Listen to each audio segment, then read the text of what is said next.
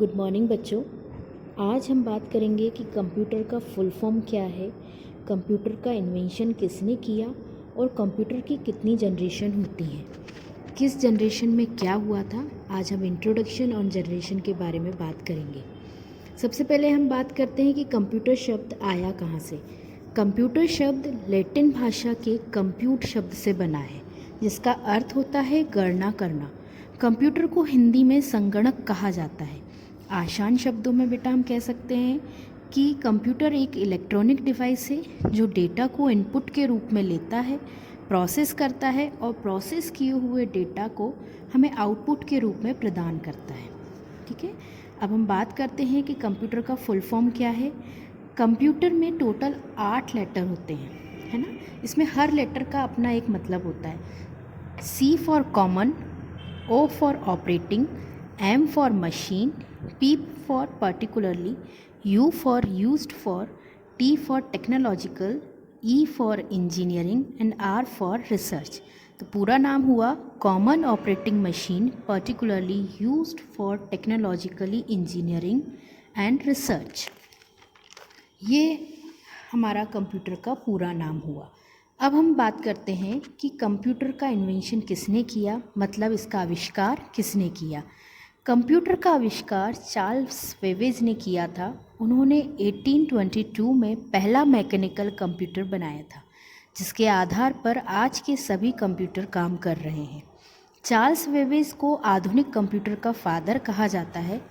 ऐसा कहा जाता है कि उन्हें शुरू में मैथमेटिक्स बहुत पसंद था, इसीलिए उन्होंने मैथ की एक बड़ी कैलकुलेशन को हल करने के लिए कंप्यूटर मशीन बनाई थी। अब हम बात करते हैं कंप्यूटर की जनरेशन के बारे में। टाइम के हिसाब से कंप्यूटर की अब तक 5 जनरेशन आ चुकी हैं। तो सबसे पहले बात करते हैं हम फर्स्ट जनरेशन, मतलब पहली पीढ़ी के बारे में। कंप्यूटर की पहली जनरेशन का जो पीरियड था वो 1946 से 1959 तक का था। यह शुरुआती जनरेशन थी कंप्यूटर की। इन शुरुआती कंप्यूटर्स में वैक्यूम ट्यूब का यूज़ किया जाता था, जिसका रिज़ल्ट यह होता था कि वे बहुत भारी होते थे और उनकी साइज़ एक कमरे के बराबर होती थी। यह कंप्यूटर बहुत ज़्यादा गर्मी पैदा करते थे और उनके लिए बहुत ज़्यादा बिजली भी लगती थी, और बाद में बहुत ज़्यादा गर्मी पैदा होने के कारण उनके ब्रेकडाउन हो गया। ब्रेकडाउन का कारण बन गया उनकी इतनी ज़्यादा गर्मी पैदा करना।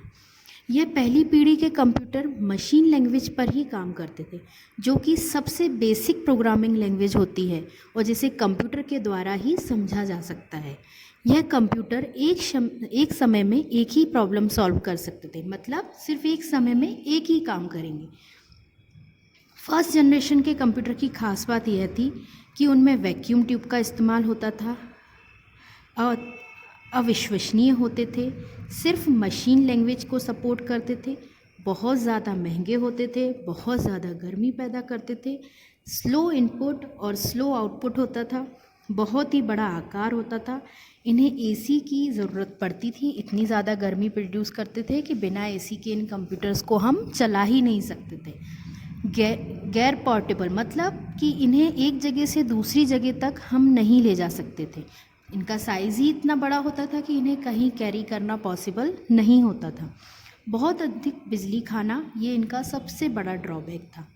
फर्स्ट जनरेशन के कंप्यूटर के कुछ उदाहरण मैं आपको बताती हूँ। जिस टाइम के कंप्यूटर्स के नाम बता रही हूँ मैं आपको, ये थे ENIAC, EDVAC, UNIVAC, IBM 701, IBM 650।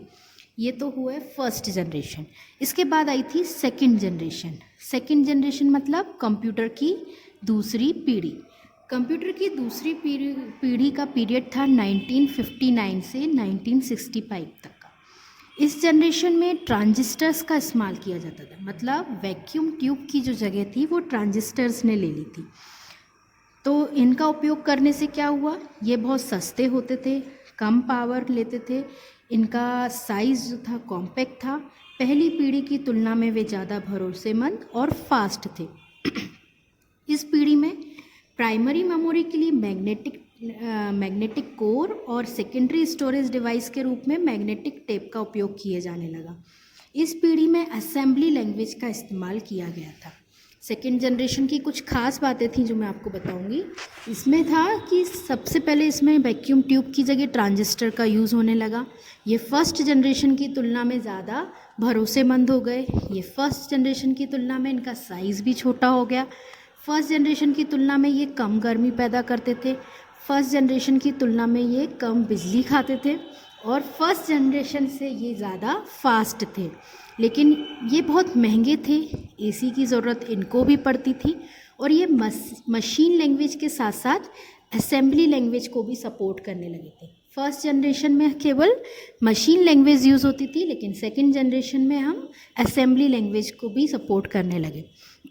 Second generation के कुछ कंप्यूटर्स थे जिनका नाम मैं आपको एग्जांपल दे रही हूँ, जो थे IBM 1620, IBM 7094, CDC 1604, CDC 3600, UNI VAC 1108। ये थे सेकेंड जनरेशन के कंप्यूटर्स। अब हम बात करते हैं थर्ड जनरेशन। इसके बाद आई कंप्यूटर की थर्ड जनरेशन, यानी कंप्यूटर की तीसरी पीढ़ी। कंप्यूटर की तीसरी पीढ़ी का पीरियड था 1965 से 1971 तक का। थर्ड जनरेशन के कंप्यूटर में ट्रांजिस्टर की जगह इंटीग्रेटेड सर्किट यानी ICs का उपयोग किया गया था। यह आकार में छोटे और कुशल कंप्यूटर थे। इस जनरेशन में हाई लेवल प्रोग्रामिंग लैंग्वेज का उपयोग किया गया, जैसे फोर्टोन, कोबोल, पास्कल आदि का इस्तेमाल किया गया था। यह पहले कंप्यूटर थे जहां यूज़र कीबोर्ड और माउस का उपयोग करते थे। इस पीढ़ी में remote processing, time sharing, multi programming operating system का भी उपयोग किया गया था। थर्ड जनरेशन के कंप्यूटर्स की कुछ खास बातें थीं, जैसे इसमें ICs का इस्तेमाल किया गया। यह पिछली दो जनरेशन के मुकाबले में ज़्यादा भरोसेमंद थे। यह आकार में बहुत छोटे थे। यह कम गर्मी पैदा करते थे। ये फास्ट थे। इनका मेंटेनेंस कम आता था, लेकिन यह महंगे थे। AC की ज़रूरत इन्हें भी पड़ती थी। इनमें इलेक्ट्रिसिटी की कम खपत होती थी और यह हाई लेवल लैंग्वेज को सपोर्ट करते थे। इसके बाद आई कंप्यूटर की चौथी पीढ़ी यानी फोर्थ जनरेशन। कंप्यूटर की फोर्थ जनरेशन की पीरियड था 1971 से 1980 तक का। फोर्थ जनरेशन के कंप्यूटर में VLSI यानी कि very large scale integrated circuit का उपयोग किया गया था। VLSI सर्किट में लगभग 5000 ट्रांजिस्टर्स और दूसरे सर्किट एलिमेंट एक ही चिप पर लगाए गए थे। इसी कारण से चौथी पीढ़ी में माइक्रो कंप्यूटर बनाना पॉसिबल हो पाया। फोर्थ जनरेशन के कंप्यूटर ज़्यादा पावरफुल, कॉम्पैक्ट, भरोसेमंद और सस्ते थे। नतीजा यह हुआ कि इनमें पर्सनल कंप्यूटर यानी PC क्रांति को जन्म दिया। इस जनरेशन में time sharing, real time network, distributed operating system का इस्तेमाल किया गया था। इस जनरेशन में सभी हाई लेवल लैंग्वेजेस यूज़ की जाने लगी, जैसे C, C++, DBase का इस्तेमाल किया जाए। 1981 में IBM ने एक ऐसा कंप्यूटर बनाया था जो स्पेशल रूप से घरेलू उपयोग के लिए डिज़ाइन किया गया था। ये सब इसी जनरेशन में हुआ। फोर्थ जनरेशन की खास बात यह है कि इसमें VLSI टेक्नोलॉजी का उपयोग किया गया। ये काफ़ी सस्ते हो गए, यह पोर्टेबल और भरोसेमंद होते हैं। इसमें PC का इस्तेमाल किया गया। इनका साइज़ बहुत छोटा होता है। इंटरनेट की शुरुआत हुई, नेटवर्क के क्षेत्र में डेवलपमेंट हुआ और कंप्यूटर आसानी से अवेलेबल हो गए। फोर्थ जनरेशन के कंप्यूटर के कुछ नाम मैं आपको बताती हूँ, जैसे DEC 10, स्टार 1000 आदि। इसके बाद आई कंप्यूटर की फिफ्थ जनरेशन यानी कि कंप्यूटर की पांचवी पीढ़ी। कंप्यूटर की फिफ्थ जनरेशन का पीरियड था 1980 से आज तक चल रहा है। इस जनरेशन में क्या चेंज हुआ बेटा? फिफ्थ जनरेशन में VLSI टेक्नोलॉजी की जगह ULSI टेक्नोलॉजी यानी ultra large scale integration technology में बदल गई। ठीक है, यह फिफ्थ जनरेशन प्रोसेसिंग हार्डवेयर और AI यानी आर्टिफिशियल इंटेलिजेंस सॉफ्टवेयर पर आधारित है। इस जनरेशन में क्या नया आया? Artificial intelligence. इसका मतलब ये होता है कि एआई कंप्यूटर विज्ञान की एक ऐसी उभरती हुई ब्रांच है जो ऐसे कंप्यूटर बनाने के तरीके के बारे में खोज कर रही है जो इंसान की तरह सोचते हैं।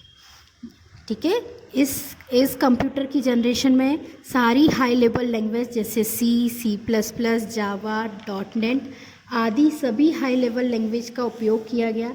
इस जनरेशन में सारे ग्राफिकल यूज़र इंटरफेस का भी उपयोग किया गया, सारी एडवांस चीज़ों का उपयोग किया गया।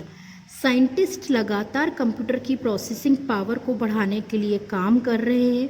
यह एडवांस प्रोग्रामिंग और टेक्नोलॉजी की हेल्प से रियल ब्रेन के साथ कंप्यूटर बनाने की कोशिश कर रहे हैं। एआई में शामिल है जैसे रोबोटिक, नेटवर्क का जाल, गेम्स, एक्सपर्ट सिस्टम को डेवलप करना और रियल लाइफ सिचुएशन में फ़ैसला ले सकें। इस टाइप के कंप्यूटर्स को डेवलप करने की कोशिश आज तक की जा रही है। 5th जनरेशन की खास बात यह है कि यह ULSI टेक्नोलॉजी का उपयोग किया गया, आर्टिफिशियल इंटेलिजेंस का डेवलपमेंट हुआ, नेचुरल लैंग्वेज प्रोसेसिंग को डेवलप किया गया, एडवांस पैरेलल प्रोसेसिंग की गई, मल्टीमीडिया फीचर के साथ ज़्यादा यूज़र फ्रेंडली इंटरफेस मिला और सस्ती दरों में बहुत ही पावरफुल और कॉम्पैक्ट कंप्यूटर अवेलेबल हो गया। ये हमें आके 5th जनरेशन में मिला। 5th जनरेशन के कुछ कंप्यूटर्स हैं जैसे डेस्कटॉप, लैपटॉप, नोटबुक, अल्ट्राबुक और क्रोमबुक। बेटा ये तो थी आपकी पूरी जनरेशन, ये आपको समझ में आई होंगी आई होप। इसका PDF मैं आपको दूंगी जो आप आगे नोट डाउन करना अपनी कॉपी में। आज सिर्फ ये समझने की कोशिश करें। Thank you.